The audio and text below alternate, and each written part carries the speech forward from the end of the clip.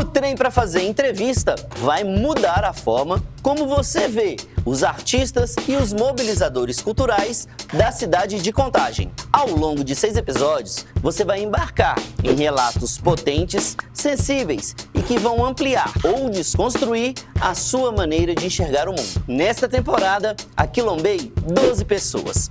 São artistas dos palcos, do cinema, da literatura, da produção, artistas da vida, que contribuíram com relatos históricos. E aí? Vocês estão preparados para combater o racismo estrutural? A partir do dia 15 de abril, eu, Felipe Pedrosa, jornalista, documentarista e idealizador do Trem para Fazer, te encontro no YouTube e também no Spotify. O Trem para Fazer entrevista, que celebra e documenta a trajetória de artistas pretos e pretas da cidade de Contagem, foi aprovado na Lei Paulo Gustavo, Fomento ao Audiovisual de Contagem. A gente se vê e se fala em breve, hein?